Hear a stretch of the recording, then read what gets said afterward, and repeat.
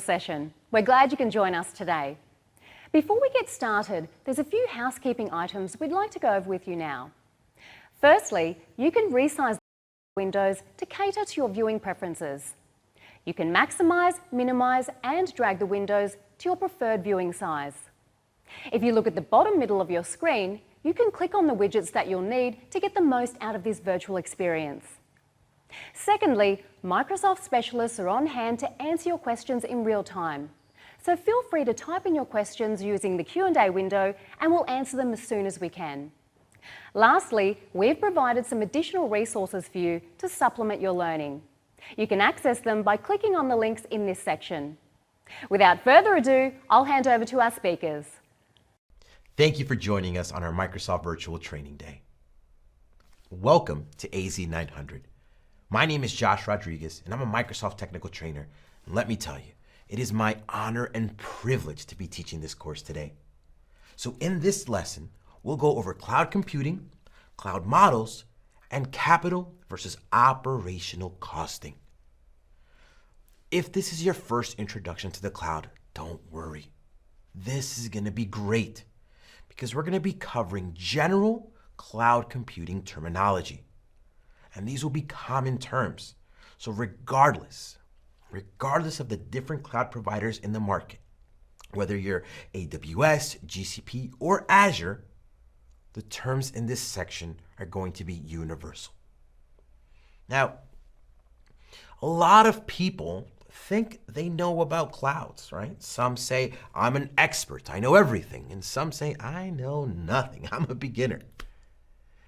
And some can tell you everything you need to know, and others are just completely lost. And when I began learning about the cloud, I needed some insight.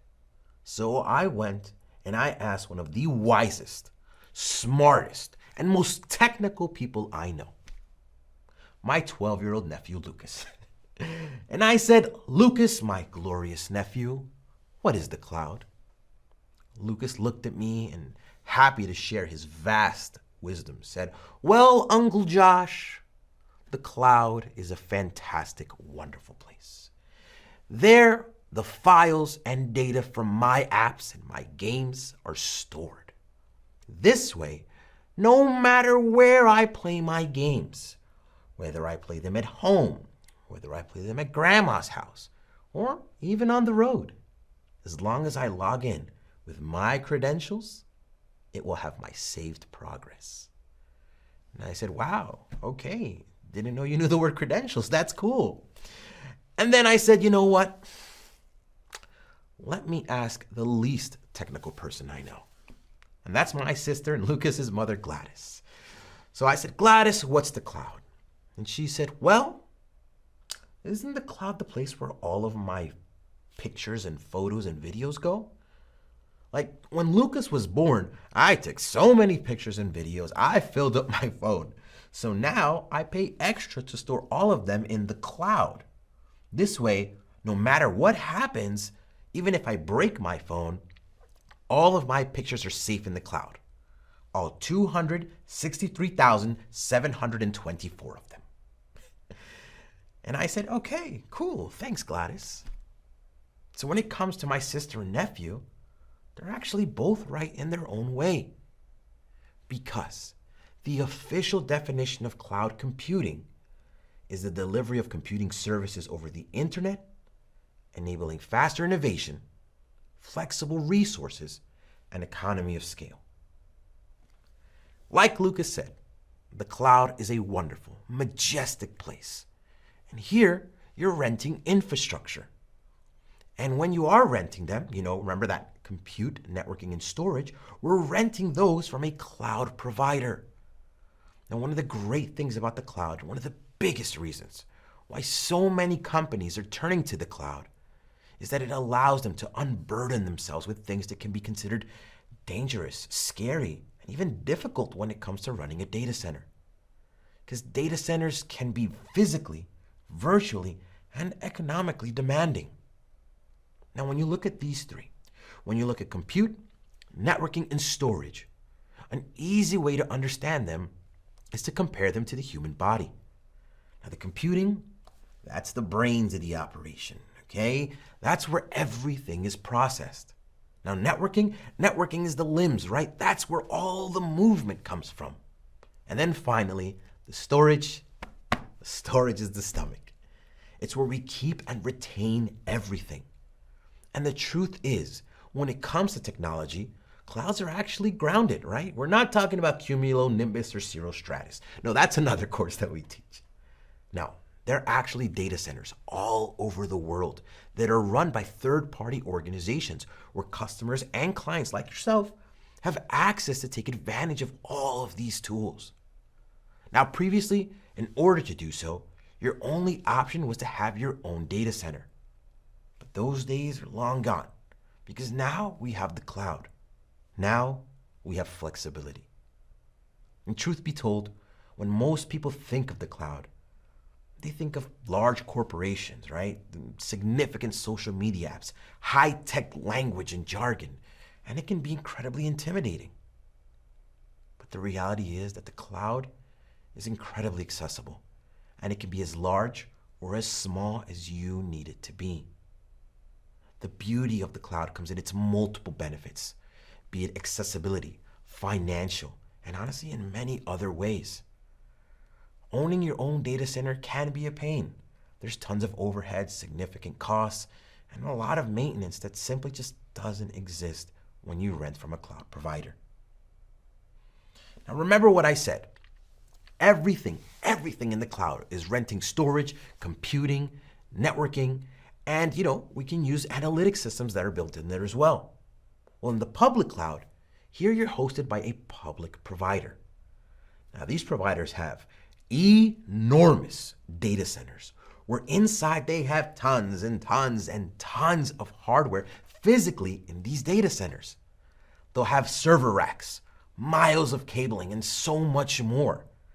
And they work by allowing customers and clients to rent their cloud. And they do so by connecting over the public internet. Now that's the key here, okay? They rent over the public internet. Now the cool thing about the public cloud is that it allows you to do things that otherwise would be just impossible. For example, my sister Gladys, right? She stores all of her photos online. She does it through literally the press of a button. She doesn't have a server rack or an NAS device to store those portfolios. And even if she did, where would she fit them? No. Instead, she's able to take advantage of the public cloud and its availability without having to be an expert on cloud fundamentals, like you all will be soon. Now, OneDrive is a great example and an amazing way to store not only photos, but files, documents, and so many more. OneDrive is a great service provided on a public cloud. Now, we love analogies here. So for the public cloud, I like to think of it as taking the bus or the subway. It's public. Anyone can use it. They can hop on and hop off whenever they see fit. And typically, they pay for whatever distance they went based on their stop. Most importantly, they're not in charge of its maintenance, right? They don't have to put gas in the tank. They don't have to put air in the tires. They don't have to get one of those, amazing scented trees that smell like lavender blossoms on a warm summer day. No. There's no significant prerequisites needed to use it. In order to get on a bus, I don't need a license. Heck, you don't even know how to drive, right? And the buses are usually the most up-to-date models. You don't typically take a bus from, the 1400s. And again, with the bus or the subway, you pay based on where you got on and where you got off. You paid based off your usage. Now, many will think that private and public are polar opposites. But the truth is, they actually share a lot of the same design and technology. Now, the private cloud is a single organization who has total control, okay? They're in charge of the hardware, all of it. Only that organization has access to those services and resources. And as a great philosopher once said, with great power comes great responsibility. And that's extremely true here. Remember that with the private cloud, you will incur high costs and overhead. And once you have your infrastructure set up, you also need to have the technical expertise to run them. Because you are doing the ordering. You are racking and stacking.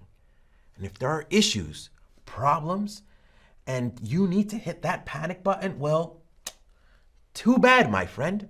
There isn't one. You have to fix it because you are in charge. Now, there are benefits to this. One of them is that you don't need a public connection to access your data because technically, you are the data center. You can have a completely private network in order to access this. And as a private cloud owner, remember, you're in control. But again, you are responsible. You get to control who, what, when, where, why, and how your data is accessed. But on the flip side, never forget, you have to fix everything. And a very easy way to remember the private cloud is to think of a simple word: control. Now, since we said the public cloud is like that bus or the subway, well, it only makes sense that the private cloud is more like your own car. Just like the bus, it transports you, right? However, you are in complete control of this car, okay? But you're also responsible for it. Yes, you can go wherever you want, but you fill up the gas, you put air in the tires, you clean up all those food wrappers that have been under the seat for more days than you care to admit. In order to drive it, you have to know how to drive. You need a license, you need insurance, you need registration. And if you get a flat tire, guess what? You change it. Oil leaking, you fix it. But you also get to decide who gets to be in that car with you.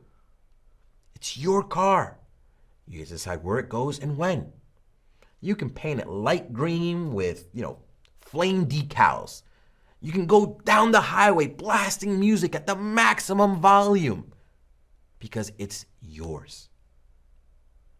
Remember, you are in total control and you have total responsibility. So you get to decide who gets to be in that car with you and who doesn't. So we talked about the public, right? We talked about the private and how they have similar, but again, they're opposites in a way.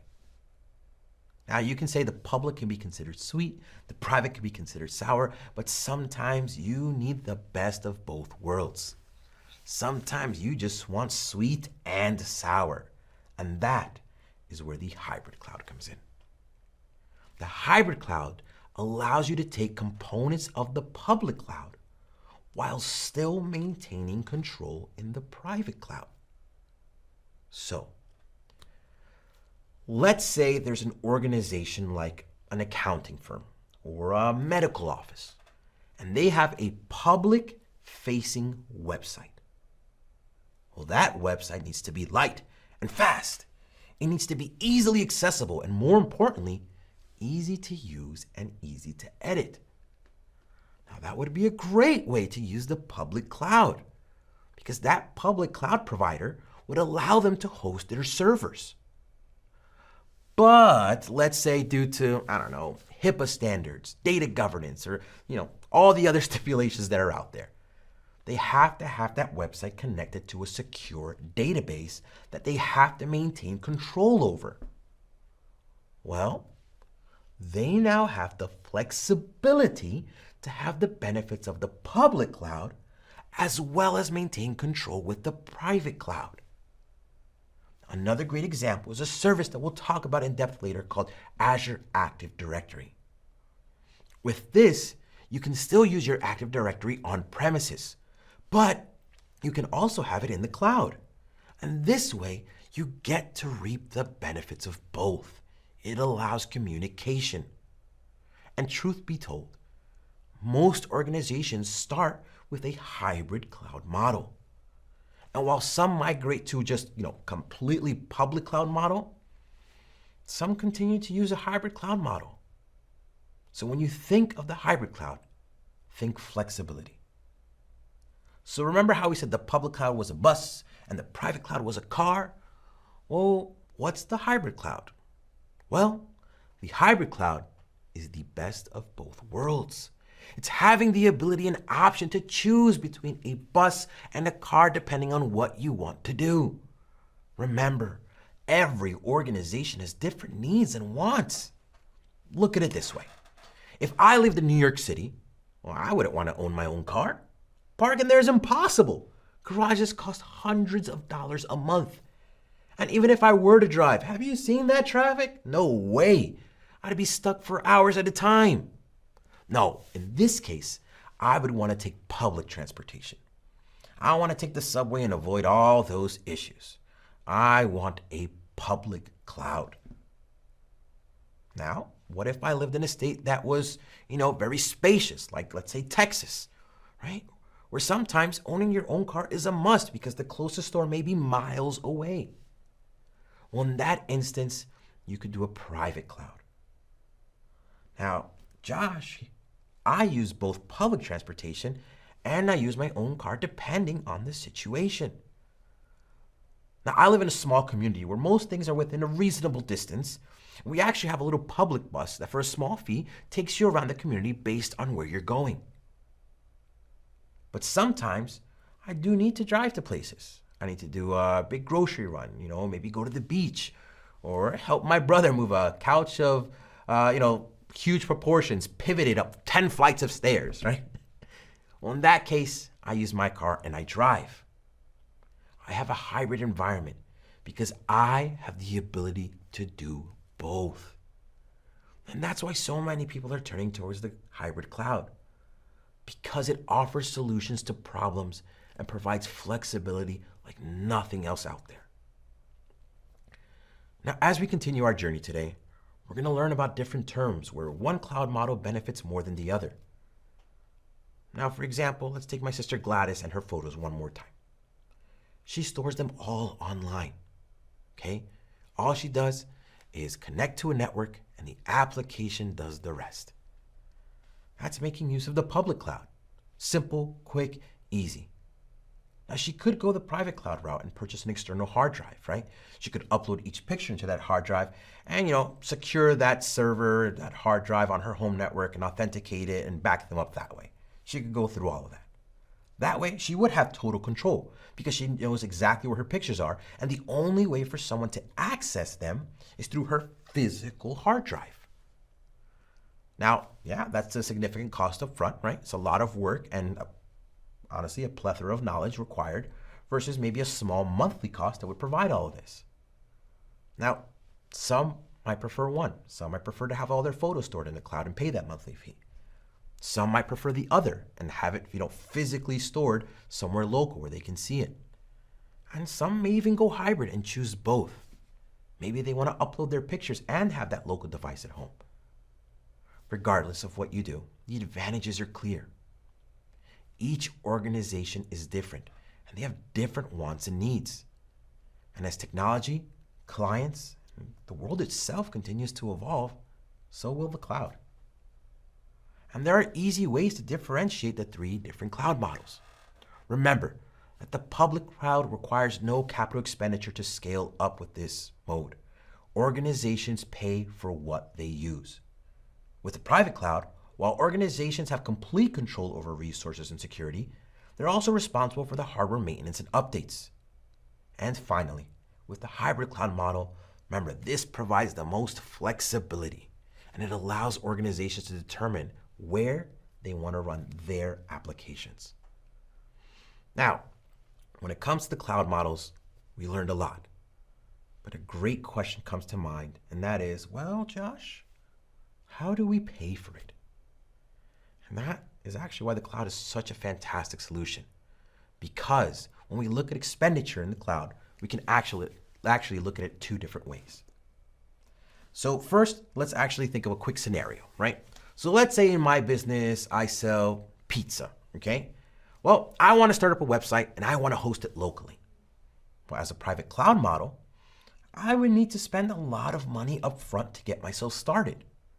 I would purchase a server rack, the cables, the wires, everything I needed to get myself started. That's a lot of money up front, but over time, as long as my demand doesn't fluctuate significantly, I can expect my physical infrastructure cost to be high up front, but I'll have a value that reduces over time. Now, if I spend $10,000 now to get set up, remember, I won't be paying that amount every month because now I own it. It's mine. But on the flip side, if my business grows and I need to scale out or up, I have to spend to do so. And that spend is permanent. I won't be able to scale back down or back in. And as we all know with technology, it is ever changing, constantly evolving, and always progressing. I mean, I got a new phone 3 months ago, and there's already a new version of the same phone coming out. Now, what I previously described is called capital expenditure, or a CapEx model. CapEx is spending money upfront and creating overhead. And while again, you will not incur additional costs due to the fact that you're paying it all upfront, you're not protected from depreciation and outdated technology, right? If I buy a laptop today, next year, it might be outdated. It won't be the most recent one.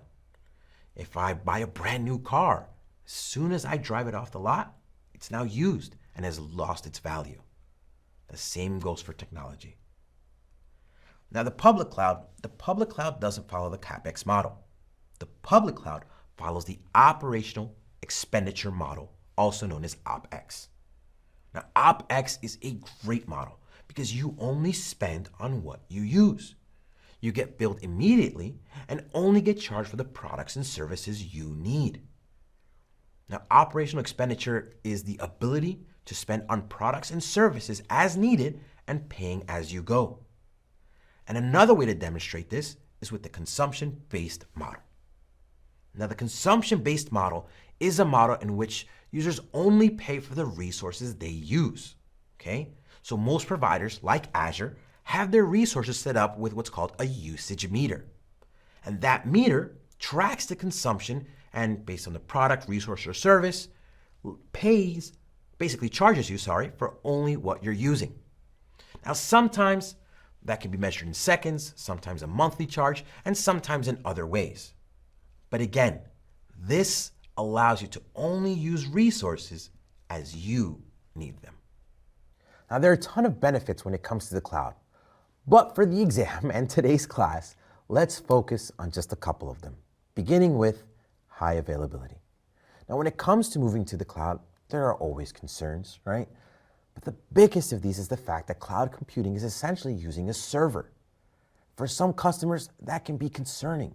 They want to know what kind of server, what does it have, right? Where is it? But most importantly, they want to know if they will have any downtime. In other words, how available is it going to be? Well, the good thing is that every reputable cloud provider is going to have high availability.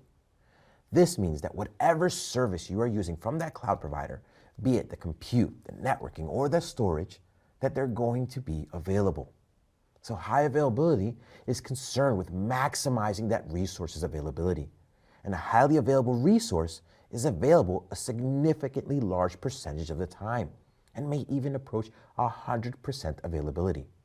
But again, a small percentage of downtime is acceptable and honestly expected. Now, some services can even reach what we call 5 nines of availability, which essentially translate to about seconds. Yes, seconds of downtime in an entire month.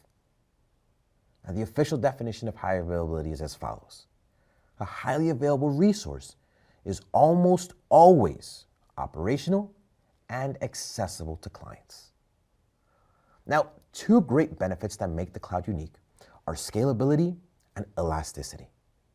And very simply, scalability is the ability to scale. We are adding or removing resources or adding a number of instances to our existing services. Now, when it comes to scaling, there are 2 ways to do it. Okay, so first, you can scale up or down, better known as scaling vertically. Or you can scale in or out, better known as scaling horizontally. And while you're like, Josh, that sounds great, what does that mean? Well, the easiest way to explain it is to think of a virtual machine. So imagine I have a virtual machine, okay, and it has a single server. My virtual machine currently has 4 gigs of RAM. But now, based on analytics that are built into Azure, it tells me, hey Josh, 4 gigs is not enough for your current needs. We need to pump it up. So what do?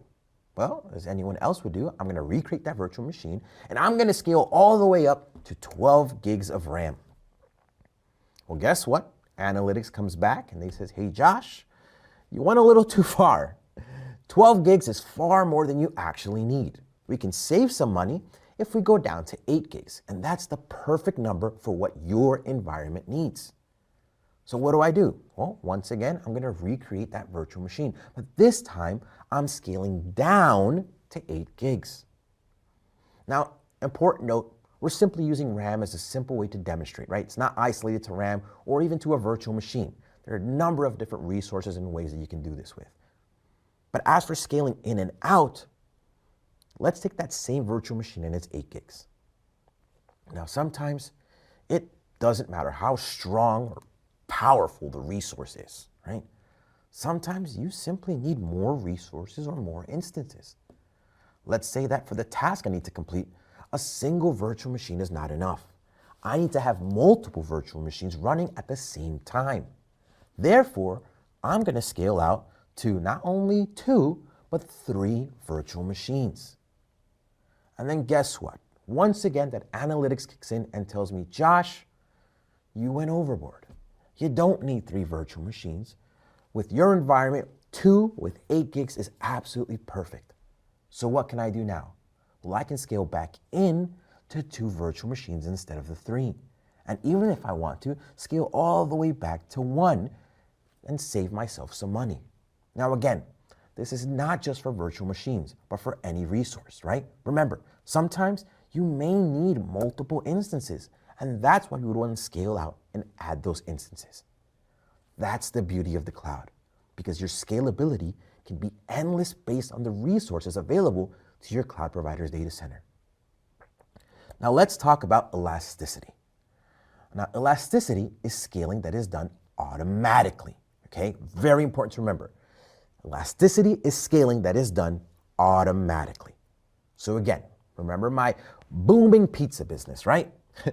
Well, let's say I have my website up and one day a famous actor, a famous athlete, or even a social media influencer sees my website and says, this is the best pizza in the world. And they post it on their social media and everyone sees it. Well, my website just, blows up, okay? I become more viral than the latest dancing trend. Well, if it were a locally hosted website, I wouldn't be able to handle all that traffic. But luckily for me, no, I hosted my website on a public cloud. Now I can scale up to increase or scale out to add instances. Now, while yes, that is much faster and better, honestly, than manually purchasing infrastructure and equipment, it's still gonna take time, right? I have to manually do it. And if I waste even a second before I know it, I'm yesterday's news and I've missed my 10 minutes of fame. No. Instead, what I can do is I can create what's called an elastic response, which means that I can set up my resources to automatically add an additional resource once my current one reaches a certain threshold or metric. So for example, here I have a storage account, okay? And let's say storage account number 1 hits 80%, right? Well, typically I would have to manually go into my portal and create another one. But with an elastic response, the system will go ahead and automatically add another storage account to deal with that traffic. And let's say it gets really bad. Well, let's say this one gets to 80%. It's gonna add storage number 3. And if it gets really bad, well, keep on adding until my rule says stop. For example, I could stop at 6, I could stop at 20. It's up to me. Now, eventually, this is the best part, when traffic dies down or it gets slow and my storage accounts are back under 80%, then whatever was created beyond my original one, well, we can go ahead and automatically turn those off. This way, I only get charged for the time I used it. So again, we turned off all the ones after 3. Then we're gonna turn off number 3. And heck, let's say it gets such a great point that we can turn off number 2. But then again, another social media influencer sees it, says I have the best pepperoni in the land, and then my elastic rule has to kick in because again, my website blows up again. Automatic scaling is great because it saves me the two things that every business loves most: time and money. And that is the beauty of elasticity. Now, as we go back to our benefits, right? Remember, we have other ones, such as reliability. Now, reliability is the ability of a system to recover from failures and continue to function. It's also one of the pillars of the cloud. Now, the cloud, by virtue of its design, naturally supports a reliable and resilient infrastructure. It enables you to have resources deployed in different regions all around the world. So with this global scale, even if one region has a catastrophic event, well, other regions are still up and running. And you can design your applications to automatically take advantage of this increased reliability. Now, in some cases, your cloud environment itself will automatically shift to a different data center, and sometimes even to a different region. The best part about this is there's no action needed on your part.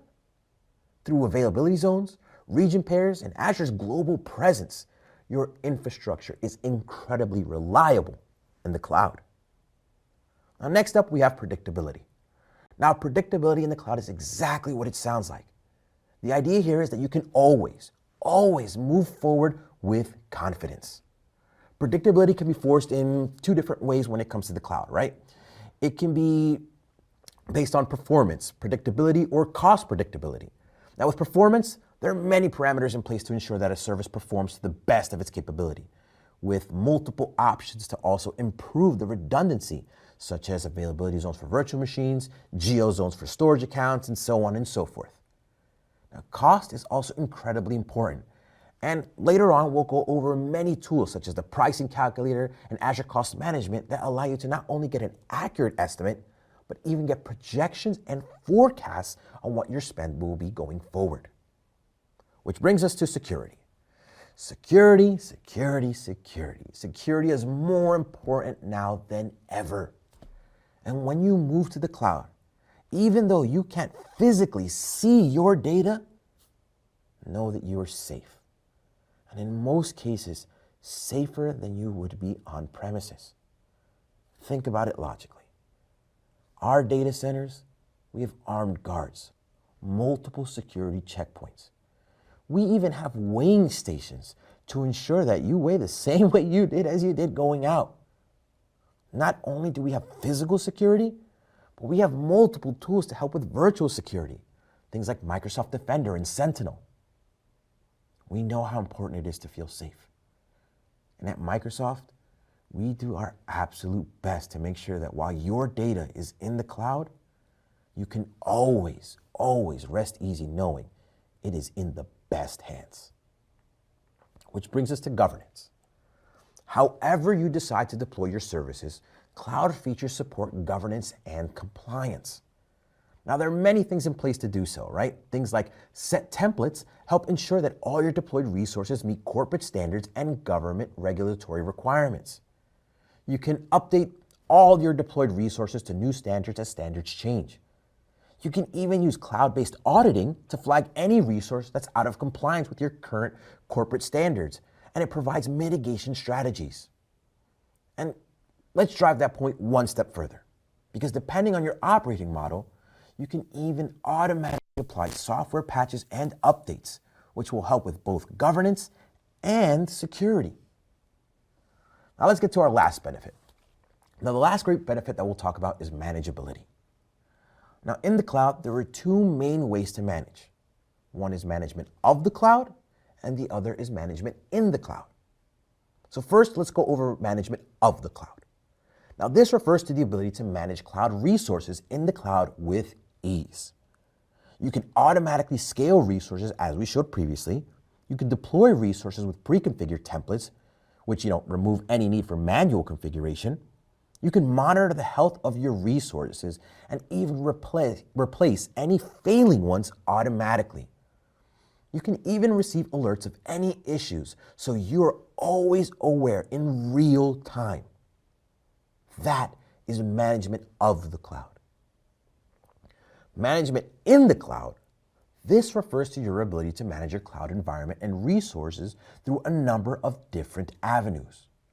Now, throughout our course today, you'll see that we use the web portal at portal.azure.com. But as we continue through the course, you'll see that we can also manage through CLI or command line interfaces. We can use APIs and even PowerShell to manage our environment. That is manageability. So after going all these benefits, right, you can see why so many are moving to the cloud. The truth is that creating an environment with all of these benefits in an on-premises environment would be very expensive, and that would require a lot of time for most organizations. So that shows the importance of the cloud. Now at this point, we've talked about the public cloud, the private cloud, and the benefits of moving to the cloud and the type of expenditures with OpEx and CapEx. But when you're inside of the public cloud, how do you deploy? Well, you have 3 options for deployment. And for your services in the cloud, it is vital that you best understand the difference between the 3. So that way you can select the one that best fits your wants and your needs. So let's begin with the most basic of them, and that's infrastructure as a service, or IaaS. Now, as you continue your journey with the cloud and get more comfortable, you're going to be on a first name basis with these terms, okay? You'll no longer call them by their full name. But the key thing I want you to notice is from this word, okay, from this phrase, is infrastructure. This is the service we're looking for from our cloud provider, the physical infrastructure. When we look at the cloud, we're still renting those capabilities. With infrastructure as a service, we're just asking that cloud provider to have access to the data centers, the physical service, the physical networks, the physical storage. And in turn, they are taking care of the physical aspects or the physical infrastructure. It's the most basic cloud computing services category in the public cloud. And because of that, when a lot of companies begin their migration to the public cloud, they actually start off by choosing IaaS services because it's the closest thing to on-premises, right? It's the closest thing to a data center or a private cloud. Now, the only big difference is that, again, because it's a public cloud model, they're not in charge of the infrastructure. They don't have to rack and stack. No. What they are in charge of, though, is the operating system, patching the operating system, and installing their applications. But again, what they're not responsible for is the physical infrastructure. Now, a popular term that many will do is called lift and shift, which is where they will literally take their on-premises data, lift it, and shift it over to the cloud. That honestly makes it simple for migration. IaaS is typically the best deployment model for migration because with IaaS, you offload the hassle and responsibilities of the maintenance, ownership of a data center, and the physical infrastructure that comes with it to the cloud provider. Now, the next level for deployment is platform as a service, or PaaS. Here, we keep the same level as infrastructure as a service, or IaaS, remember, physical components of compute, network, and storage. However, this time, we don't just give up some infrastructure, we give up all infrastructure. We are not responsible for the physical or the virtual infrastructure. And this works.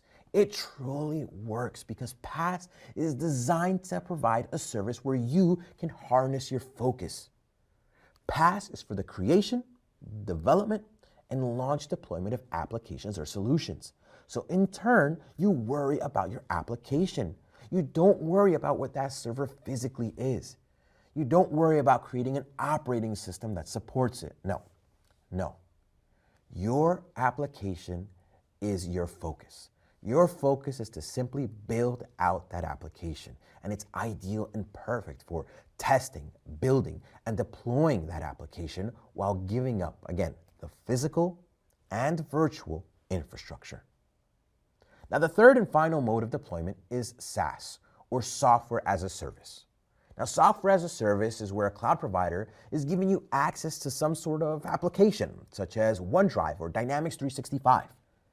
Now, SaaS is primarily for multi-tenant consumption of cloud solutions because here, you as a consumer are simply using the application. You're not writing lines and lines of code. You're not testing and developing the operating system and making sure it's functional and compatible.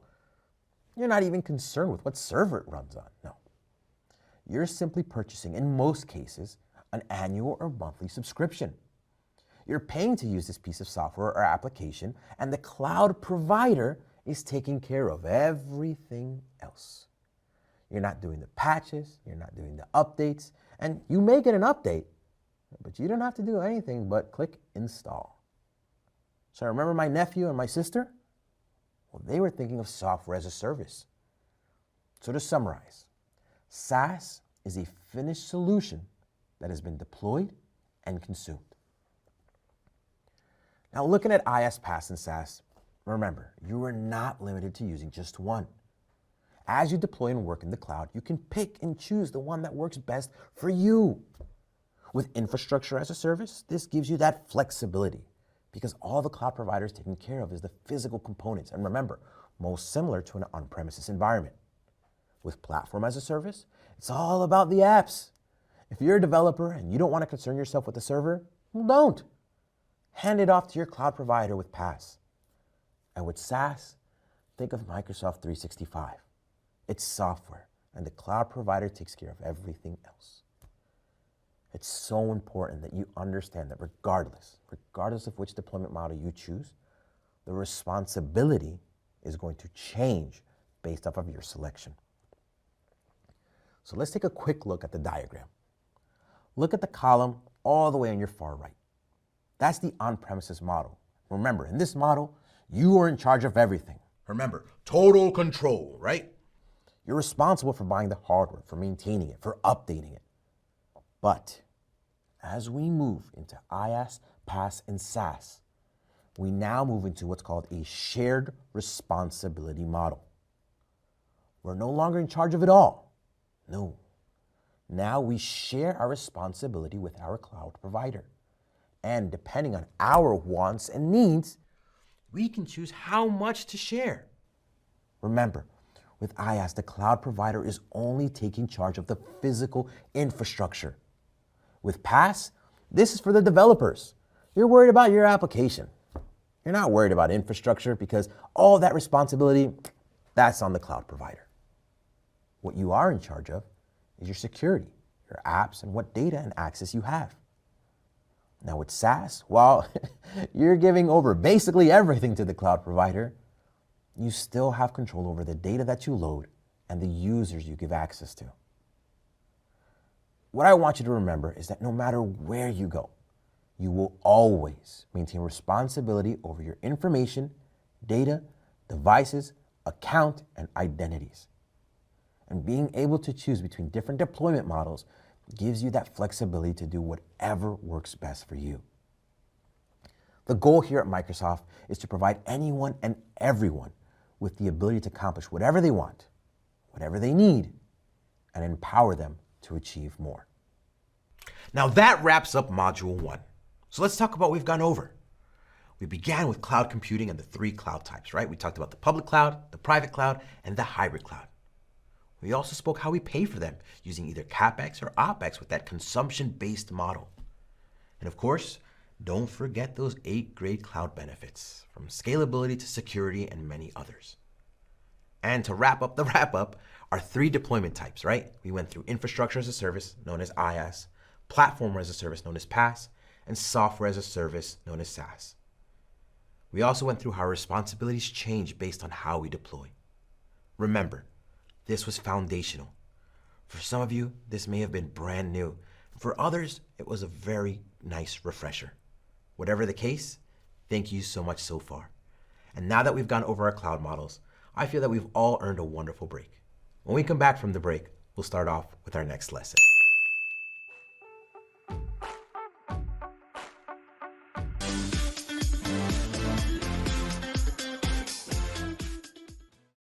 We had a great time going over cloud concepts in the previous lesson, but now we're going to go to some of the larger lessons of the entire course. Now, this lesson can be split up into a couple of separate mini lessons, but it's important to understand that the focus here is we're going to talk about Azure's architecture and services. So the first part, we're going to talk about Azure's architectural components, and then from there, we're going to talk about the compute.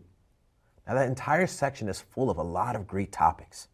But again, for this lesson, we're going to be going over the architectural components as well as various compute and other services that are available. In other lessons going forward, we're going to talk about the networking services, storage, and identity access and security. But before we do, let's start off with that first lesson. Let's talk about the architectural components of Azure. In this lesson, we're going to go over the Azure architecture and the various ways that Azure creates redundancies across the globe. We'll also create an Azure resource in our portal. But first, let's begin by understanding how Azure groups and its data centers are collected, and that's in regions. Now again, the cloud isn't actually up there floating in the sky. Now, in fact, the cloud is simply your cloud provider's data centers that are spread out all across the globe. And Azure has what's called a global reach that allows you to place your resources closer to your customers and to your users. And the way that Microsoft Azure breaks down our data centers is we group them into what's called regions. Regions are groupings of one or more data centers, and these regions are all across the world. And they're constantly updating, so much so, and in fact, this map on this slide may already be outdated. Last I checked, we have over 60 regions spread out across 140 different countries. That was a really cool way to explore and see all the different satellites by navigating to our webpage. There you'll be able to see the over 60 different countries that are represented inside of our Azure infrastructure. And again, each of these countries have multiple regions within them. For example, we'll have the United States, Canada, Mexico in one region, and then you'll have Brazil in another one, and then you can have Switzerland and such and others. We even have Azure Government and Azure China, which are physically isolated instances of Azure. And as you explore the globe, you'll be able to see the locations there. But an important thing to always remember is that as you deploy your resources inside of Azure, you always need to select the region. And dependent on the region that you select, it can impact several different things. Now, the first thing it can impact is what services are available in that region. Not all services have the exact same services available. Now, again, a lot of regions are going to be similar, but they won't be identical. So that's something you want to be aware of. Number two, it's going to impact the cost. Now, the cost may increase or decrease depending on the region you select, because the cost of doing business in one region compared to another may vary. And I can tell you right now with confidence, right? The cost of doing business in Iowa compared to the cost of doing business in Switzerland are going to be different. So again, that's going to impact your cost.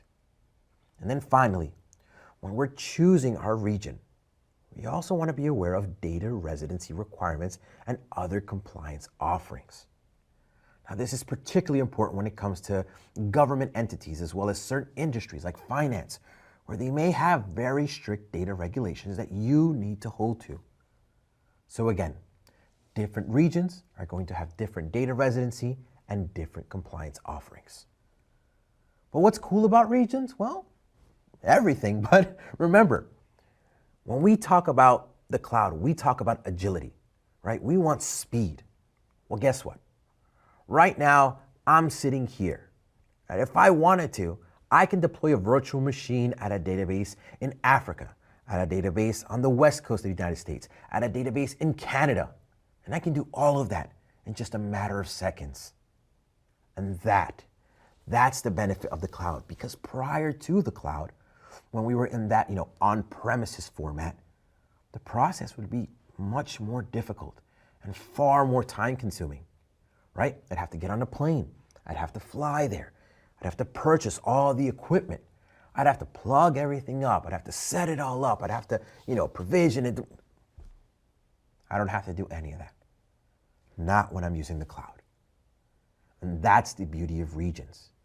Because with regions, we can be anywhere at any time. So remember, regions are one or more data centers spread all across the globe. And every time that you deploy a service or a resource, you must select a region to deploy it in. Now, another great option to improve redundancy is called an availability zone. Now, availability zones are physically separate locations within each Azure region that are tolerant to local failures. Again, local failures. Essentially, what you're doing is you're deploying multiple instances of that virtual machine across multiple data centers, again, in the same region. And that's the key point here. So let's say, for example, I deploy in the East US region, okay? I'll have 3 different data centers. So I'll have, data center 1, data center 2, and data center 3. And in each data center, I have a copy of my virtual machine spread across each of those data centers. This way, even if one data center goes down, well, my services are going to be up and running in the other 2. Now, it's important to note, there is no cost to use an availability zone. All you're paying for is the virtual machine itself. So, if you create 3 identical copies of the virtual machine and you place them into separate data centers within the same region, there's no cost to put them in those separate data centers. The only cost you're incurring is the cost of those virtual machines. So essentially, you can design resilient solutions by using Azure services that use availability zones. Again, remember, availability zones are physical separation by data center in the same region. This is used to prevent any type of downtime, okay? So any type of data center outage. And I know exactly what you're thinking. Okay, Josh, if availability zones help protect my services from a data center outage, well, what if the entire region goes down? Well, my fine friends, I would then introduce you to my other fine friend, region pairs. Now that you know that Microsoft has regions spread out all across the globe, you can begin to understand the importance of being able to recover from disasters. And disaster recovery is a really important piece of any cloud provider's plan. With Microsoft and Azure, what we've done is we've created something ingenious called region pairs. In every single region that you deploy a service, something wonderful happens. And that wonderful thing is that your services are automatically going to be replicated. Now, some small fine print here. On the site, it's going to say some services. By that, it simply means things like monitoring tools that wouldn't necessarily make sense to be replicated, those won't be replicated. But again, those are the anomaly. Your virtual machines, your databases, your core business use services and resources, those are going to be automatically replicated in a region that is at least 300 miles away. And this way, it meets the ISO standards for disaster recovery. So, in the event that there is a region-wide outage, and by region-wide, I mean every single data center in that region is gone or is out, what's the solution? Well, the solution is that your resources will fail over to that secondary region. Let me point out a couple of things about region pairs. First, there are no charges for the region pairs, okay? This is done automatically to help ensure that Microsoft keeps your services up and running, right? We do this to maintain that high availability and meet your requirements. Number 2, it's done automatically. You don't have to make any changes, but you don't have access to that data. That data is not something used for your disaster recovery plan. So it's encouraged that you still have your own business disaster recovery plan because this is Microsoft's disaster recovery plan. And then third, these regions are replicating your data. So if we do any type of major updates to the regions, we're going to make sure those updates and changes aren't deployed until your region pair is ready. Because in an outage, recovery of one region out of every pair is going to be prioritized. So remember that Azure system updates are rolled out sequentially. So what I want you to understand most when it comes to region pairs is this is automatically done by Azure as part of their disaster recovery plan. In whatever region you select, your services are going to be automatically replicated in the secondary region pair. Now, I know I alluded to this before, but another area I want to touch on is about the different Azure regions that exist outside of the norm. So we have two physically isolated instances of Azure. Now, the first one we'll talk about is Azure US Government Services.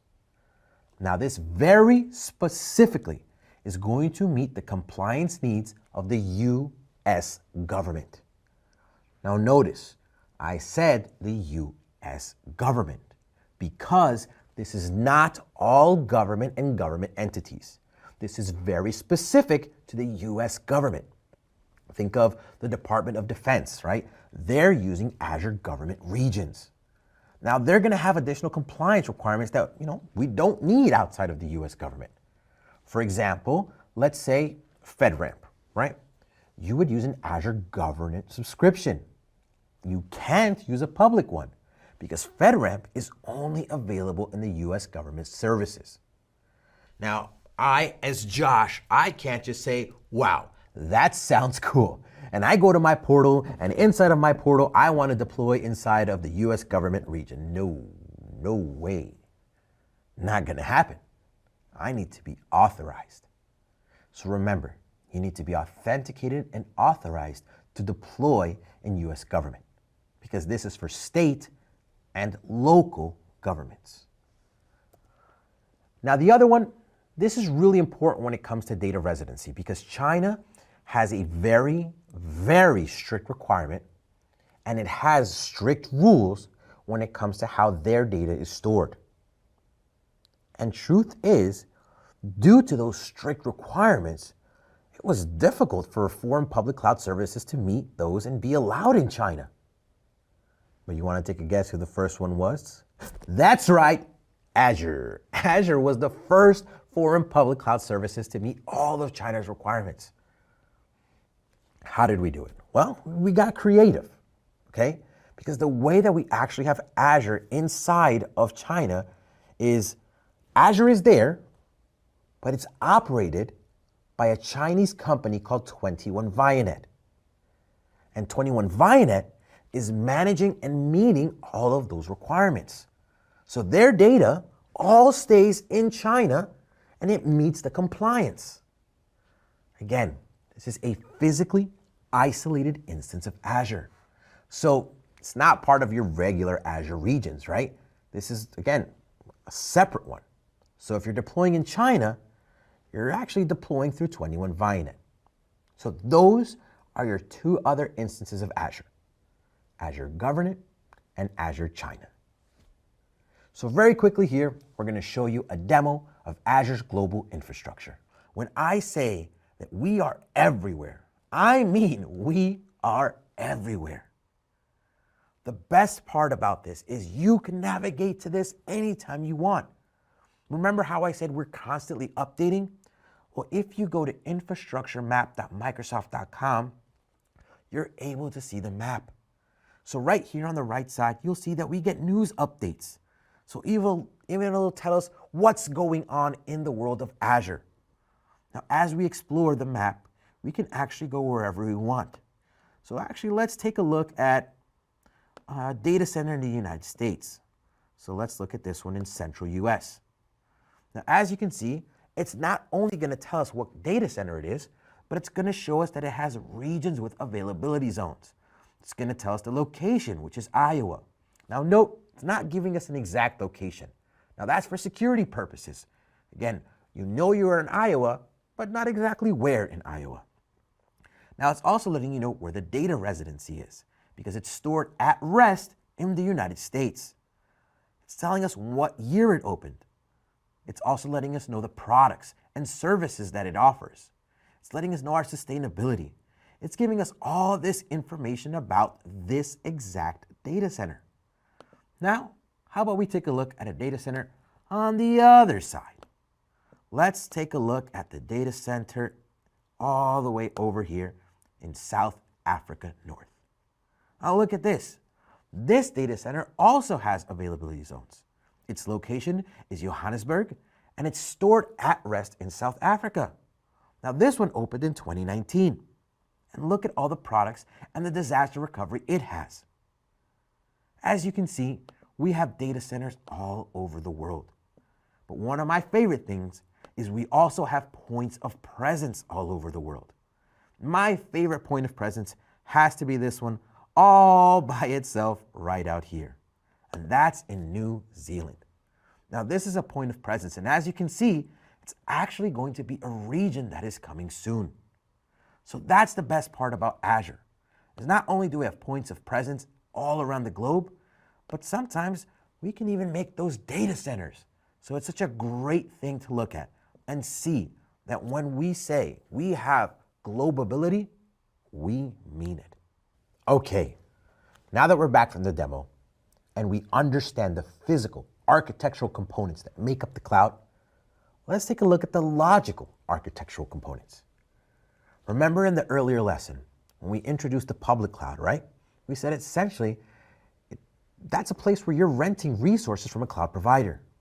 Well, in this case, and in the case of Azure, you as customers can rent compute, you can rent networking, you can rent storage, and analytics capabilities from Azure to build out your workloads and applications. And by definition, an Azure resource is a manageable item that is available through Azure. They're essentially services that users use in Azure, and examples of resources that we will see throughout this course today are virtual machines, storage accounts, virtual networks, app services, SQL database, and functions. Now you're going to hear us say things like deploying a resource or creating a service, and just know that resource and service are used interchangeably in these contexts. Now in Azure, we can deploy these resources when we need them and delete them when we no longer need them. Now take a second and absorb that sentence. By using Microsoft Azure instead of an on-premises data center, with simply the clicks of a few buttons, we can deploy virtual machines, storage accounts, app services, virtual networks to build out our workloads. And then again, with the clicks of just a couple more buttons, we can delete those resources in Microsoft Azure when we no longer need them. And that way, we pay only for what we use. I mean, mind-blowing. So services and solutions within Azure is what we mean when we refer to resources. And throughout today, we'll be introducing you to these resources, so that way we can all get a very high-level understanding of each of them. Now, within Azure, the resources are required to be grouped into, say, logical folders, and those are called resource groups. Now, resource groups, okay, those are fantastic because when it comes to building a resource or deploying a resource, you always have to select a region for your resource, but you also have to put them into what's called a resource group. And the way I like to think about resource groups is like a container. Now, unfortunately, container is the official term for it, but it gets used often in Azure. So I want you to kind of think of it like an organizational bucket, okay? And the reason, we don't want you to think container and use that because again, it's used so often we don't want you to get confused. So think of it as like an organizational bucket, okay? And in this bucket, that's where we're putting all of our resources, okay? We're putting a virtual machine, we're putting a storage account, we're putting all of that. But the best part about it is that it's up to you how you want to group them. Now, every resource you create has to exist in a resource group. And more importantly, it can only exist in one resource group at a time. But again, you can mix and match, right? You can have resources in different regions, different types supporting different applications, all within the same resource group. Bottom line, doesn't matter how you organize your resources. Now, there are some best practices around it. For example, at Microsoft, we recommend that you either do it based off of, application, security principles, or lifecycle. Now, a great example to show about how you can do what you want with your resource groups is my wife and I, okay? My wife and I have identical dressers for our clothes. but we organize them in different ways. You see, I have a philosophy. I like to have all my shirts in one drawer, all my pants in another drawer, and so on and so forth. My wife, however, doesn't like that. My wife organizes her drawers by outfits. So she'll have a couple of outfits per drawer. This way, all she has to do is take out the entire outfit. To each their own. Because when grouping, you can do what you want. You can do what works best for you or whatever your organization decides. However, there are a couple of very important things to know about resource groups.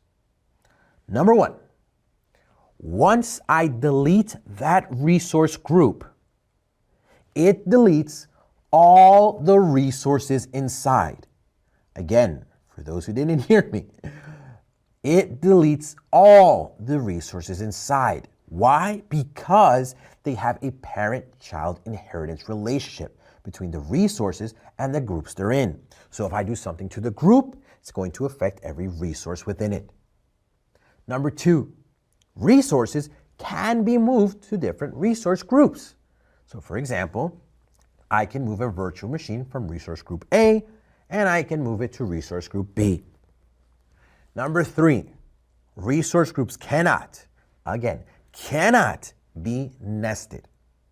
Number four, applications can utilize multiple resource groups.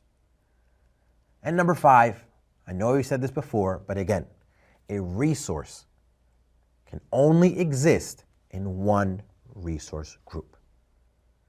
Again, it doesn't matter how you organize your resources, okay? That's an architectural choice. And likely, your organization has a structure that they like, that's the way they want to do things. But if you're new to migration, I would strongly recommend checking out our cloud adoption framework. There's some great practices around there and, even naming conventions. Now, before we get into the portal, right, let's talk about Azure subscriptions. Now, an Azure subscription is an agreement with Microsoft to use one or more Microsoft Cloud platforms or services. It's not going to be an account, okay? Because an account can have multiple subscriptions. In fact, even if you've never logged into Azure today, you could go to portal.azure.com, you could log in with your Microsoft account, and then ta-da, poof, abracadabra, you have an Azure account. But you really can't do anything because in order to actually do something, you need a subscription. Because just like how resource groups are logical folders of resources, well, we like to say that Azure subscriptions are logical spaces containing resource groups and are used as a billing and access control boundary. And when we say access control boundary, we're answering the question of who do we want to have access to this subscription, which means that by inheritance, who do we want to have access to the resource groups that are within that subscription? What about the resources that are within the resource groups that are within the subscription, right? Now we're going to talk about something later called role-based access control, and we're going to get a lot more insight, and that's how we can control it. But again, when we say a billing boundary, what we mean is that you're going to get billed for each subscription separately. And again, think of a subscription as an organizational unit for your resource groups because every Azure subscription gets its own invoice. So this way you can control who and what has access to it. Now in a little bit, during our demonstration, we're going to log into our Azure portal. You're going to be able to see our subscription, but just know that each and every subscription gets its own billing and invoice report. You control who and what has access to that subscription and ultimately the resources within it. And if we zoom out one more time and look at the bigger picture, then we have management groups. So I kind of want you to think of management groups as the top of the pyramid of the org chart of Azure, right? Management groups provide a scope above subscriptions because they allow you to group multiple subscriptions. And that's incredibly useful, okay? Especially when you have a lot of different subscriptions. So for example, let's say you have your element, test, and product subscriptions, okay? Well, maybe you want to apply some type of policy or think of it like a governance tool, right? You want to make a way that no one named Josh Rodriguez can create a $30,000 virtual machine? Again, well, instead of having to go in and apply that policy into each single subscription, well, what we can do is we can create a management group, right? And put those subscriptions within it, because that's going to lock down the total cost of virtual machines that they can deploy. That's going to then be inherited by each subscription, which is then going to be inherited by every single resource group, and then inherited by every single resource.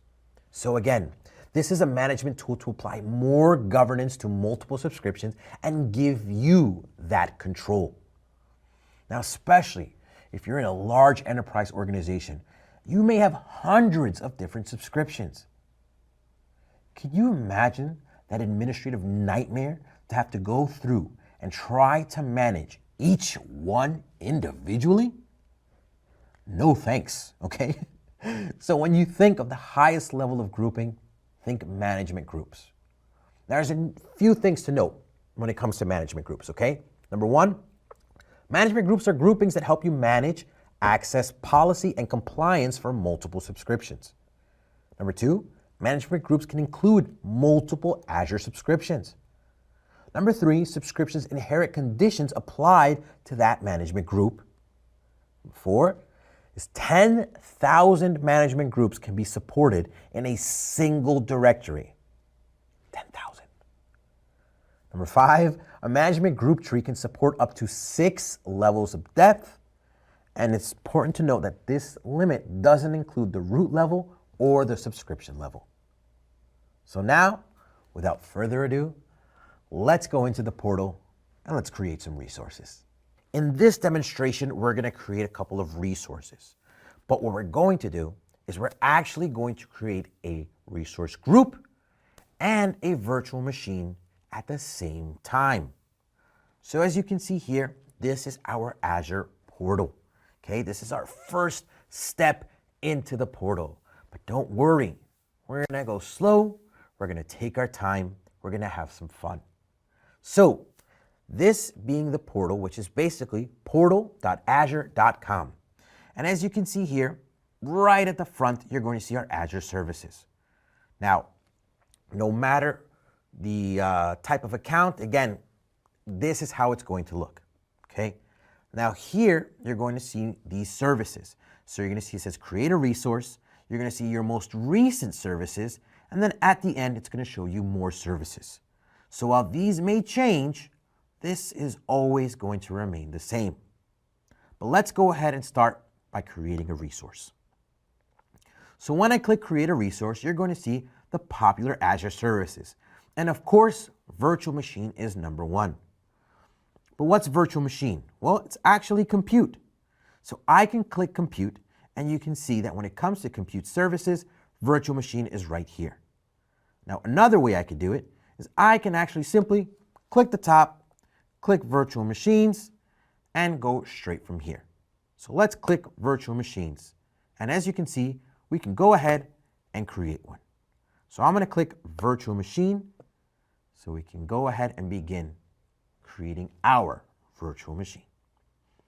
Now again, a couple of things I want you to note as we create our virtual machine or as we create our first resource.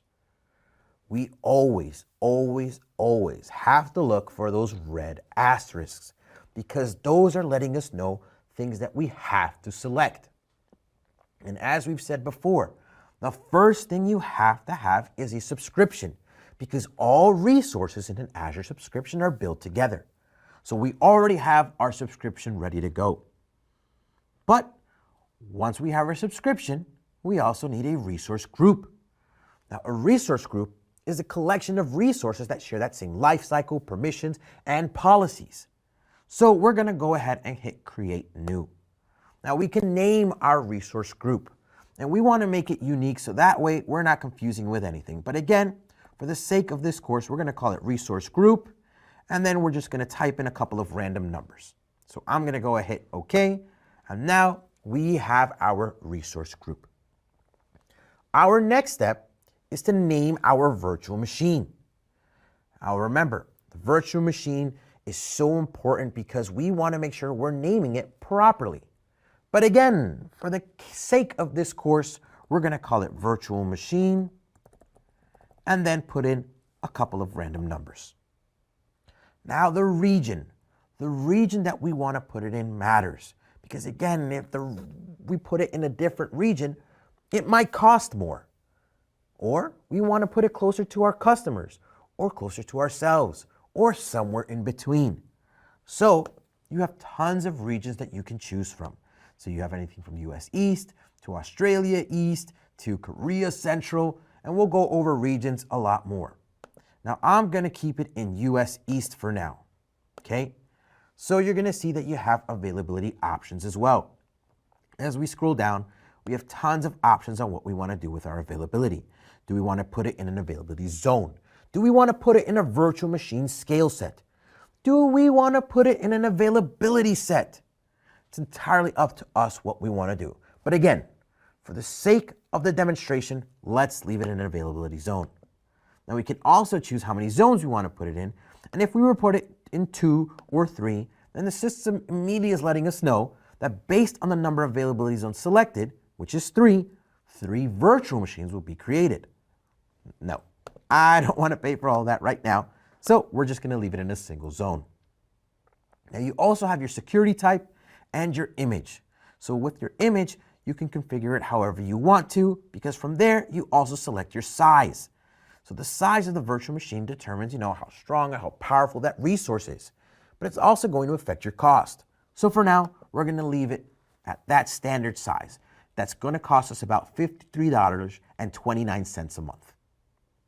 Now, when it comes to the administrator account, this is very important, okay? Because we can have an SSH public key, but I want to do username and password. So we're going to call it Azure User as our username, okay? As you can see, naming conventions were good. And then we want to put a password. So we'll put a password, and I'm not sharing that just in case you try to connect to it, okay? So here we go. Perfect. And there's our password. Now, we can allow different selected ports as well if we wanted to. So we can allow the HTTP or the HTTPS. But for now, we're going to leave it the way it is. Let's look at the top and let's look at disks. So our next section to look at is disks. And here we determine what type of disk type we want. So we can choose from 3. We can have a premium solid state drive, a standard solid state drive, or a standard hard drive disk. Now, I want this virtual machine to be fast, so I'm going to stay with the premium solid state drive. Another option to remember, and for maintenance purposes, is you can delete this drive when you delete the virtual machine. Now sometimes you may not want to do that, so you can go ahead and uncheck this. This way, if you delete the virtual machine, the disk will stay. But I'm going to go ahead and select it and make sure that if my virtual machine gets deleted, I also want to delete the disk with it. Now from there, you can check your encryption type, but what we're actually going to go to is we're going to go to our networking tab. Now our networking tab, this is something I want you to pay attention to. When you create certain resources, other resources are created with it. So look here, a VNet is being created along with our virtual machine. Now we can decide what we want to do. We can put public inbound ports. We can select what inbound ports are there. So let's go ahead and add RDP, which is Remote Desktop Protocol. And see, maybe later we'll connect to it. So we scroll down and we can take a look at load balancing options. But again, for now, we're going to leave it like that. We can look at our management tabs, which allow us to manage it a little bit further. We can look at our monitoring options for our virtual machine. We can even look at advanced options. Now, the last thing is your tags. Now, for your tags, again, this is just name value pairs to make it a little bit easier to identify, but we won't worry about that. We're going to go ahead and click Review and Create, and hopefully it passes our validation. So our resource manager is checking that in the background, and look at that, validation passed. And it's going to give us an estimate on essentially what our costs are going to be, where it's going, all that great information. But we're going to go ahead, scroll down, and we are going to select Create. Now, as soon as I hit Create, the portal is at work. It's doing everything it can to initialize that deployment, have that virtual machine ready to go as soon as possible. And again, sometimes it can take a matter of seconds for it to deploy and be ready to go. Now, if we were just creating a virtual machine, the process obviously would be a lot quicker. But what are we doing? We're creating that resource group. We're creating that virtual machine. We're creating that VNet. We also put that RDP access on it. So that's a lot of configuration. That's a lot of things going on at the same time. But remember, if we were on premises, well, this would take a lot longer. We would have to rack and stack. We would have to update. We would have to buy. There's so many things that we would have to do in order for for us to have the same type of infrastructure. Whereas here, as you saw, we went through it very slowly, and yet, look at that. Right on time, just as I said it. Our deployment is complete, and our virtual machine is ready to go. So let's take a look. Let's go back to our home and look at the virtual machine with so many numbers. And it is ready to go, and it's actually running right now. And that is how easy it is to create a resource in Azure. All right, so now that we created our virtual machine and our resource group, let's go over some compute and networking. Okay, so we know the setup of Azure, right? We understand the architectural components. We understand how the portal works now. And remember, that's what we're going to be using today, the portal. But I want to discuss some of the core Azure workload products. And these workload products are services or resources. Now remember, if we think back to our earlier lesson, right? What are we renting from our cloud provider? Well, we're renting compute, networking, and storage. But let's focus on that very first one, compute. Now remember, that's the brain, right? That's the engine behind everything that's hoping to run all of our applications. Now in Azure, there are over 25 different compute offerings. Don't worry, we won't be talking about all of them. No, today, we're only going to be talking about 5. Remember, this is a fundamentals class. I'm not going to be able to talk about everything, but we're going to talk about a lot. However, if you want to learn more about some of the different compute offerings, especially in more detail, I strongly recommend that you check out az900. That's our administrator course. But essentially, when we're looking at our compute services inside of Azure, this is where we're renting specifically the disk, the processors, the memory, the operating systems, all from Azure. Now, depending on which type of cloud deployment option you decide to pick, whether it be IaaS, PaaS, or SaaS, your responsibility level when it comes to managing those tools is going to vary. So let's take a look at these 5, okay? We have virtual machines, app services, container instances, Azure Kubernetes services, and Azure Virtual Desktop. And let's start with virtual machines. Now with virtual machines, we've discussed this a little about in the past, and we talked about it with availability zones. But simply put, a virtual machine is just an emulation of a physical server like you would have in your on-premises environment. Now this is an IaaS offering. So remember that IaaS is an offering of the lowest level of cloud computing, where all you're taking from the cloud provider is the physical compute. So the physical data center, the physical networking, and the physical storage. Otherwise, everything else pretty much remains the same as it would be on premises. Now what we found is that with most organizations, their first dip in the water, their first step into the cloud is usually IaaS. And they usually start off with virtual machines because they're a type of product that they're very similar with, right? It gives them a feeling of comfort. You're still able to select your operating system. You're still installing that operating system. You're patching updates. You're customizing it. The difference is you're not doing that physical racking and stacking. So this is going to be one of your infrastructure as a service offerings where you're managing everything except those physical components. Now, if you recall from earlier, right, the next level up from infrastructure is PaaS or platform as a service. Well, in Microsoft data centers, There are physical servers that host these virtual machines. Now, if any of you have used VMware before, Microsoft uses a similar hypervisor, but we call it Hyper-V.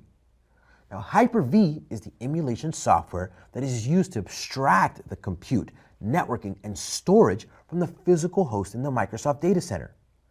This way, you as an Azure customer have the flexibility of virtualization by using an Azure virtual machine without having to be responsible for purchasing, maintaining, and updating the physical hardware components necessary for the VM to run.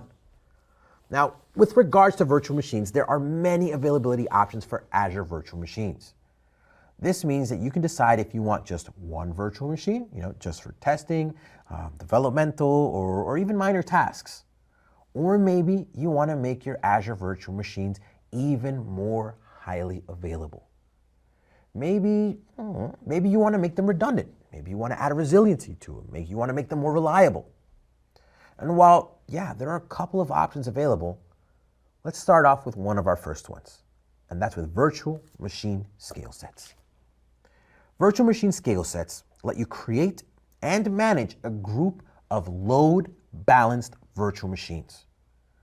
The number of virtual machines can automatically increase or decrease in response to demand or a defined schedule.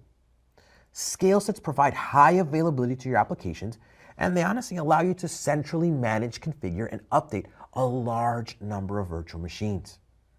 Now, with virtual machine scale sets, you can build large-scale services for areas, things like compute, big data, and container workloads. This is what we're talking about when we're talking elasticity.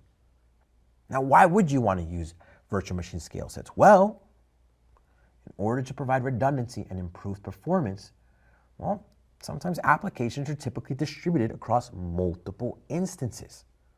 So you may access your application through a load balancer that distributes requests to one of the application instances. And if you need to perform maintenance or you need to update an application instance, then your customers are then distributed to another available application instance. And to keep up with extra customer demand, sometimes you may need to increase the number of application instances that run your application. And Azure Virtual Machine Scale Sets provide that management capability.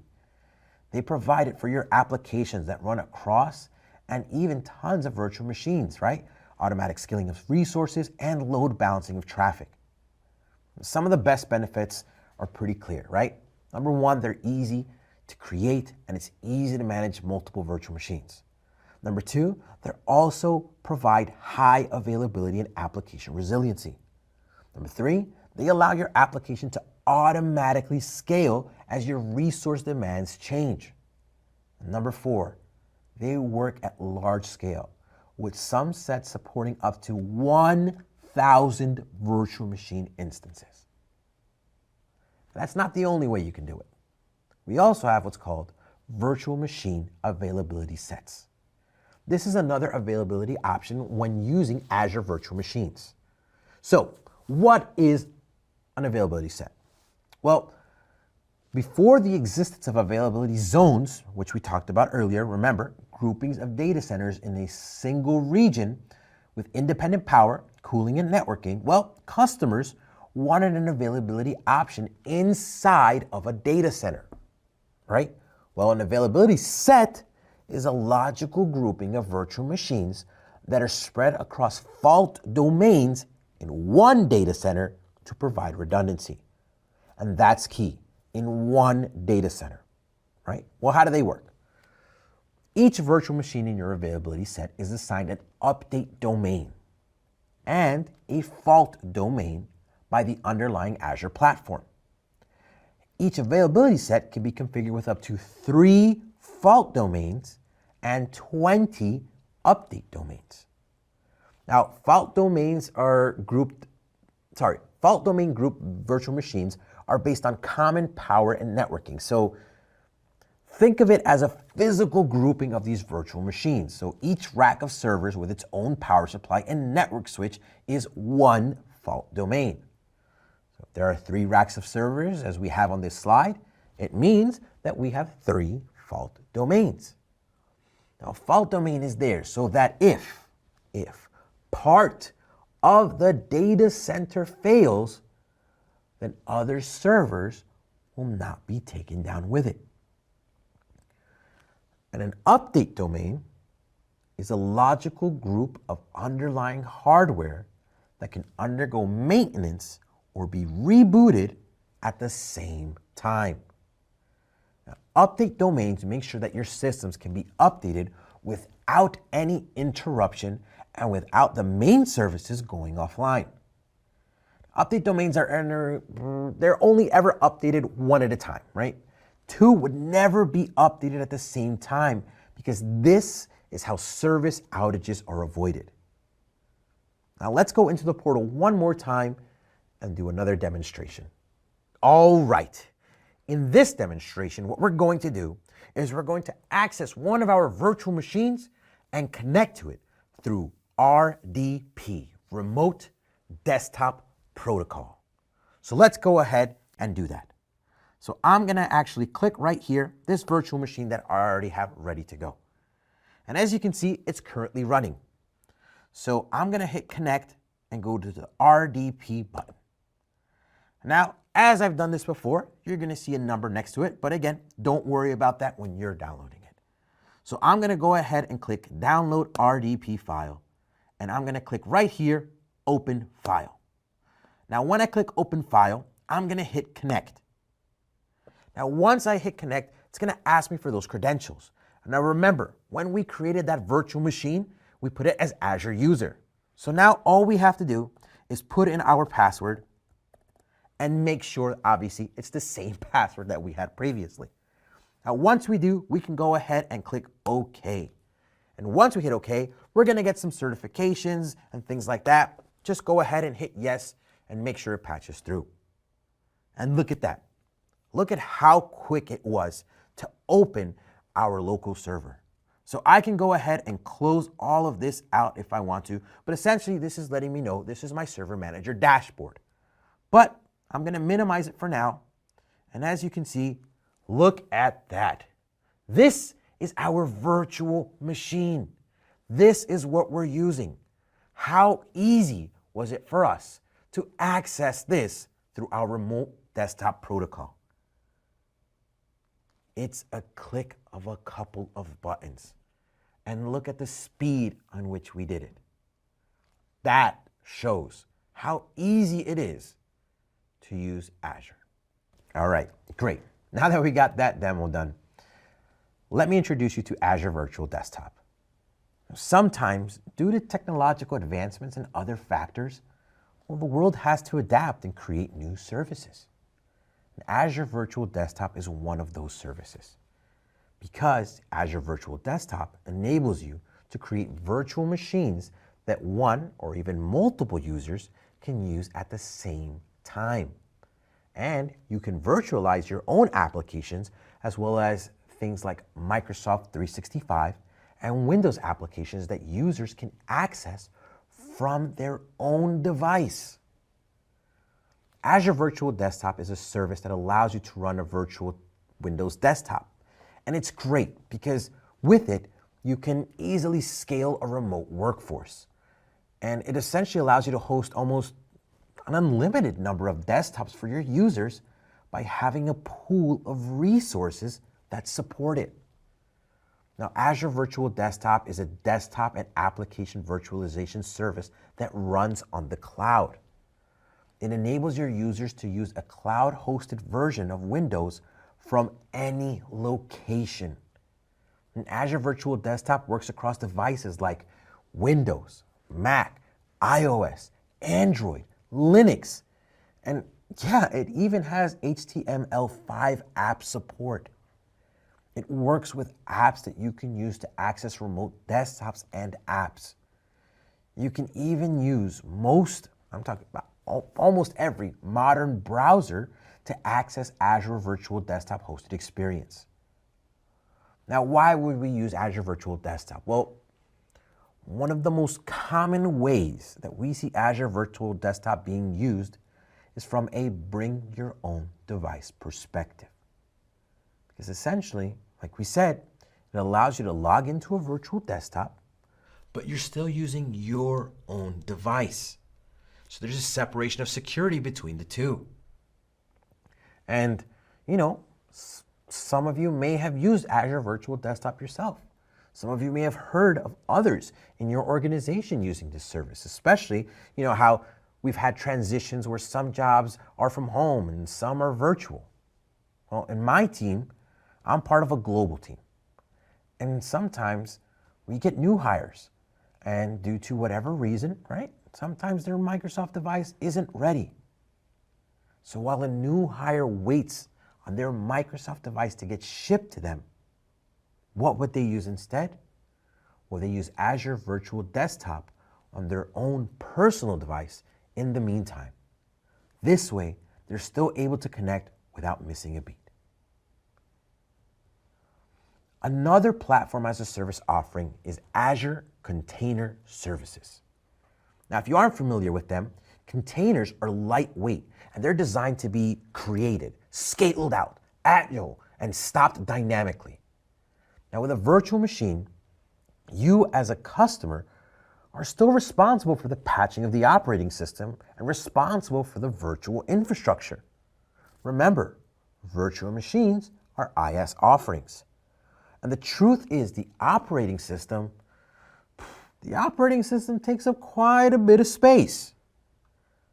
And what if instead of having an operating system that takes up quite a bit of space for that virtual machine, what if instead you wanted a lightweight environment for running your applications? Well, containers may be that solution. Because typically when you have a virtual machine, you have that operating system. And like we said, that operating system can take up gigs and gigs of space. But with containers, you only abstract what is needed to run the application. And in Azure, there are two types of container services. Now, first up is Azure Container Instances, also known as ACI. Now, if you're only deploying one, maybe two containers, this is what you're using, okay? Because these are more for lift and shift occasions, okay? You wouldn't use this for an enterprise-wide deployment, okay? This is, again, it's like for single use. So it's for a single container and a single application here and there. But if you are running any more than two containers, really two or more, then you should leverage something called Azure Kubernetes Service, also known as AKS. Think of this like an orchestration system with a lot more management oversight. Orchestration is the task of automating, managing, and interacting with a large number of containers. So essentially, you can create pods of all your different container images, and this way you can very, very quickly scale up. Now, a good example of a container is to imagine your website backend has reached capacity, okay? But the front end and storage aren't being stressed. Well, with containers, you could scale specifically the back end separately to improve performance. Now, if something necessitated such a change, you could also choose to change the storage service or modify the front end. And you could do all of this without impacting any of the other components. And that brings us to Azure Functions and serverless computing. Now, serverless computing is the evolution of cloud platforms in the direction of pure cloud native code. Now, serverless brings developers closer to business logic while insulating them from infrastructure concerns, right? It's a pattern that doesn't imply no server, okay, but rather less server. Serverless computing services are cloud-based execution environments, and serverless code is event-driven. Azure Functions is a serverless coding platform that allows us to build event-based applications. So it supports most of the popular languages and frameworks like .NET, Java, Python, PowerShell, and all the other ones. Again, you don't need to know what all these languages are, but just know that Azure Functions supports it. Now, with Azure Functions, think of blocks of code written by your developers to solve a problem. And this code gets triggered by an event. Now, the code may be triggered by anything from a traditional HTTP web request to a timer or the result of simply uploading a file. Again, event-driven. And next we have Azure App Services. Okay, so Azure App Services is an HTTP-based service for hosting web applications, REST APIs, and mobile backends. Now you can develop in your favorite language, whether it's .NET, .NET Core, Java, Ruby, Node.js, PHP, or Python. Applications run and scale with ease on both Windows and Linux-based environments. App Service not only adds the power of Microsoft Azure to your application, such as security, load balancing, auto-scaling, and automated management, but you can also take advantage of its DevOps capabilities, such as continuous deployment from Azure DevOps, GitHub, Docker Hub, and other sources, right? You have package management, staging environments, custom domain, and TLS and SSL certificates. With App Service, you pay for the Azure compute resources you use, and the compute resources you use are determined by the app service plan that you run your apps on. There are a couple of types of app services, and those are web apps, API apps, web jobs, and mobile apps. When we come back from the break, we'll start off with our next lesson.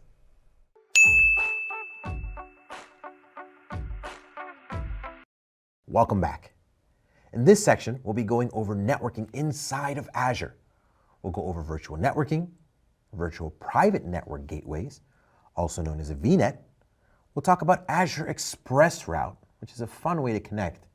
And then finally, Azure DNS. Now, what I want you to take away from this class is that the Azure Virtual Network, or the VNet, this is what allows our resources in Azure to communicate with one another. It's a communication and isolation boundary now by default. So as we look at our outline, this is what we'll be talking about. But more importantly, just by being in the same subscription in our networking, right? The resource, group, or region, resources like virtual machines, for example, cannot communicate by default. And the only way for resources to communicate with one another by default, meaning that you're not making any other administrative changes, is for them to be on the same virtual network. Now, it is possible for resources that aren't on the same virtual network to communicate with one another, but those are going to take additional configuration on the admin side, okay? Now, that's called VNet peering, and that allows you to link virtual networks together to enable resources to communicate with one another. And technically, you can also have resources communicate securely through a virtual network service endpoint. And service endpoints allow you to secure critical Azure service resources to only a virtual network. But for this class, what I want you to focus on, what I want you to remember, is that the Azure Virtual Network is a communication and isolation boundary in between your resources. And it's not just the resources that you have inside of Azure, because especially as we think back to our hybrid example that we discussed earlier, remember, you're leveraging both the public and the private cloud, and you need to have a way for those different services, applications, and resources to, communicate with one another. Well, in order to do that, you need options. And we have a couple of different options. Specifically, we're going to talk about two of them today. But before we do, let's actually go into the portal and configure some network access. In this demonstration, we're going to configure our network access. So let's look at this virtual machine here. We have a virtual machine, and what we are going to try to do is connect to it via RDP. So let's look at our networking tab first. As you can see right now, we have a couple of different rules. Let's go back to the overview and try to connect to it through RDP. So I'm going to go ahead and download that RDP file and try to connect to it directly. Let's click connect and see what happens.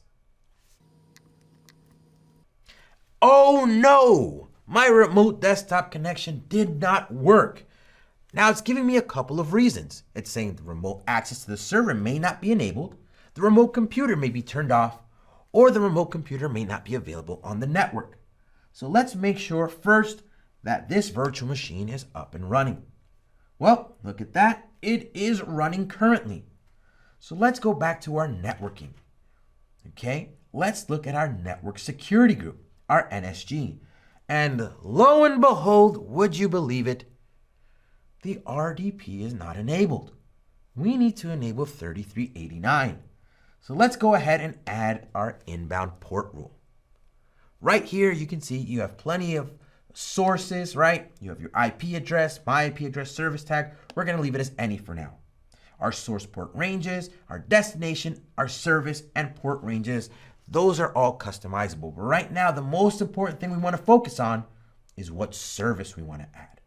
So you have options as HTTP, HTTPS, SSH, but we want to add RDP.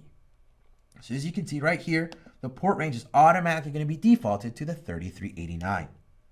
Now the most important thing, look at our NSG. Our NSG is organized based off priority. So we need to make sure we have a lower number, which is going to result in a higher priority. So right now it's at 100, which is just a little bit lower than 65,000. Let's go ahead and add that rule. So right now it's creating that security rule and adding it into our network and onto our virtual machine. Okay, it says it's been successful. So we're going to go ahead and refresh our network and make sure it's there. And look, there it is. Allow any RDP inbound. So now what we're going to do is we're going to go back to overview and we're going to try to connect one more time.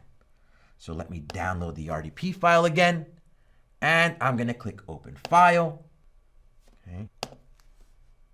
So right there, just like before, we had our Azure user, which is our username, and we have to go ahead and enter our password.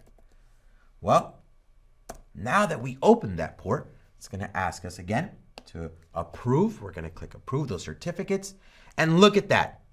Now it worked. Why?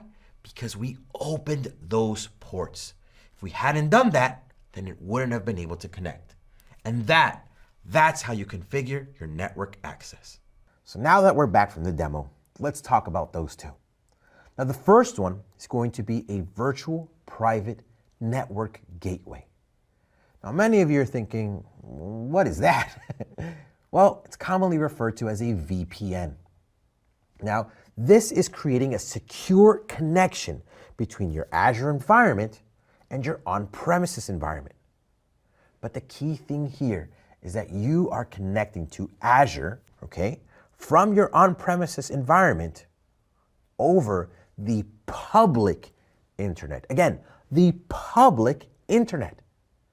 And some of you work at home now, some of you have worked at home in the past. Well, when you did, or even now, you had to connect to some type of VPN while you were working from home. And what that's doing is it's establishing a secure connection that allows you to access your corporate documents or even your corporate applications. And it works the same way in Azure.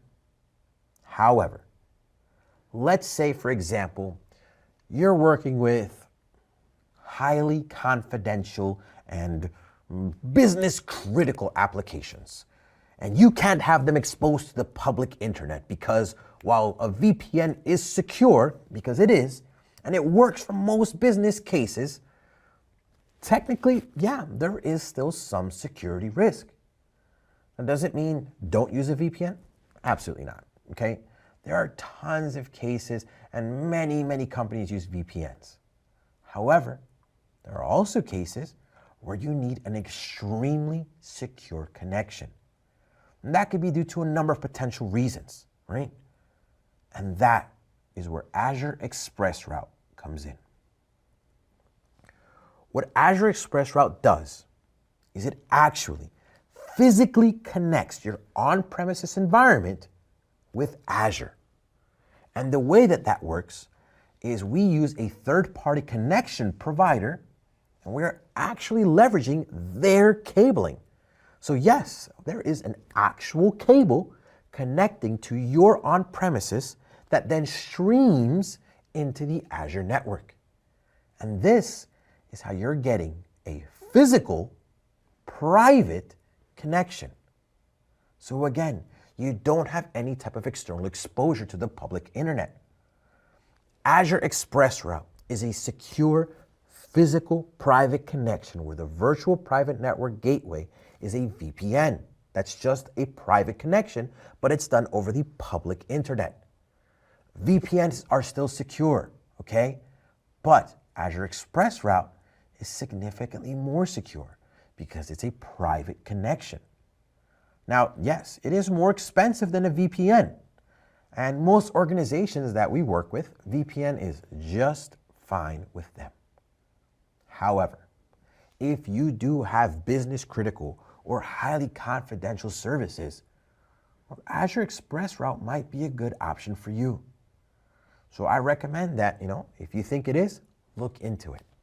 Because at the end of the day, what Azure Network Services are is they are allowing communication to and from all your Azure resources. And later on, when we look at security, we'll actually talk about ways that we can protect them. But first, let's talk about Azure DNS. Now think about what DNS is. DNS, or Domain Name System, can be described as kind of like a phone book, okay? It's translating human-readable names to computer-friendly addresses. And Azure DNS, or Azure Domain Name System, is a hosting service for DNS domains that provides name resolution by using Microsoft Azure infrastructure. And by hosting your domains in Azure, you can manage your DNS records by using the same credentials, the same APIs, tools, and billing as your other Azure services. So think back to our first lesson, right? That reliability benefit. If we think about reliability under the scope of the Azure DNS service, well, DNS domains in Azure DNS are hosted on Azure's global network of DNS name servers. And each DNS query is answered by the closest available DNS server to provide fast performance and high availability for your domain. That's reliability. Now, you can't use Azure DNS to buy a domain name, but for an annual fee, you can buy a domain name by using App Service Domains or a third-party domain name registrar. Your domains can then be hosted in Azure DNS for record management. And Azure DNS can manage DNS records for your Azure services and provide DNS for your external resources as well. Azure DNS is integrated in the Azure portal and uses the same credentials, support contract, and billing again as your other Azure services. And Azure DNS truly provides that reliability through its global network of DNS name servers, security through Azure Resource Manager, ease of use and customizable virtual networks through the Azure portal, and alias records. Thank you so much for joining us for this session. I'll see you soon